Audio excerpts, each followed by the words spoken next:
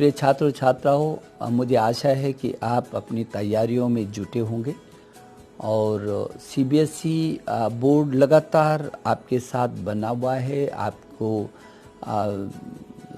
जो जो आपकी समस्याएं हैं, परेशानियां हैं, उनका निदान करने की लगातार कोशिश भी कर रहा है।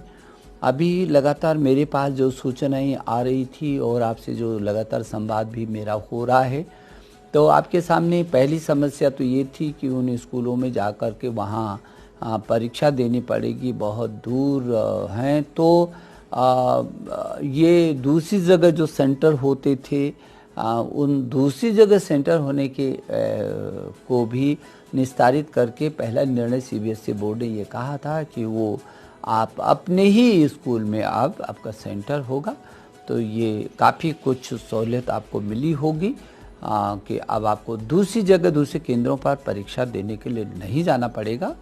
जो इंटर और हाई स्कूल की बची हुई परीक्षाएं हैं, लेकिन अभी जो जैसे कि जो छात्रावासों में छात्र रह रहे थे, वो उन्होंने अपने छात्रावासों को खाली करके सभी लोग अपने अपने घरों में चले गए हैं, अपने प्रदेशों में चले गए हैं। उदाहरण के लिए नैनीताल से पीछे के दिनों में केरल लोग गए, इधर से तमिलनाडु गए, तो तमिलनाडु से पंजाब आए। तो एक जगह से दूसरी जगह हज़ारों किलोमीटर की दूरी करके और बच्चे अपने अपने घरों में पहुँचे हैं। अब दूसरी बड़ी समस्या जो सामने आई है कि वो फिर उनको जाना पड़ेगा अपने स्कूल में। भले ही स्कूल में आपका अपना केंद्र हो गया, लेकिन आप तो अपने घर पर हैं। और अभी चाहे वो केबी का हो, चाहे वो नवोदय स्कूल के भी लगभग 3000 छात्रों को बहुत सुरक्षित इस बीच हम घर तक पहुंचा पाए थे। तो ये सब की समस्या को देखते हुए अभी सीबीएसई बोर्ड ने ये निर्णय लिया है कि जो छात्र अब जिस जनपद में जहाँ पर है, उसको अपने संबंधित स्कूल को सूचना देनी पड़ेगी कि वो उस जनपद में है और उसको उसी जनपद में परीक्षा देने की अनुमति दी जाए। तो आप अपना जल्दी से जल्दी आप जिस जनपद में हैं अपने स्कूल को बताइए और बताइए कि आप वहीं पर परीक्षा देने वाले हैं, देना चाहते हैं। तो सीबीएसई बोर्ड ये कोशिश कर रहा है कि हर हालत में आपकी सुविधा के अनुसार उसी जनपद में आपको परीक्षा देने की अनुमति होगी।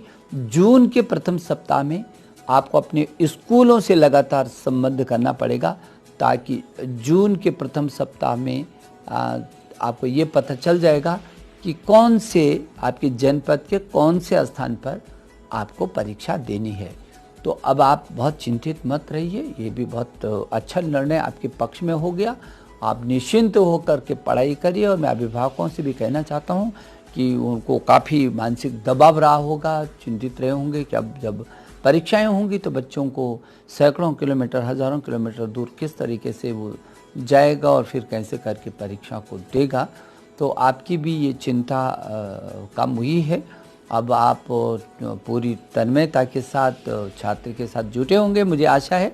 और मेरे छात्र छात्राएं, मुझे आप पर बहुत गर्व महसूस होता है कि आप बहुत अच्छे तरीके से, बहुत मस्ती के साथ आपने इस समय को बहुत अच्छे तरीके से प्रयोग में लाई हैं। आप अच्छे तरीके से उसका आपने उपयोग किया, बहुत अच्छी तरीके से आपने सब लोगों के साथ हंसी खुशी के माहौल में, मस्ती के माहौल में अपनी पढ़ाई भी शुरू की और अपने को सुरक्षित भी रखा है और अपने परिवार को भी आपने सुरक्षित रखा है। तो मैं फिर आपको शुभकामना दे रहा हूँ कि जो अगला एक के बाद एक, एक के बाद एक, एक के बाद एक जो आपके पक्ष में ये निर्णय हो रहे हैं, ये आप इनसे खुश तो होंगे ही, लेकिन उन निर्णयों को अपनी और अच्छी योग्यता बढ़ाने की दिशा में आप और मेहनत कर रहे होंगे।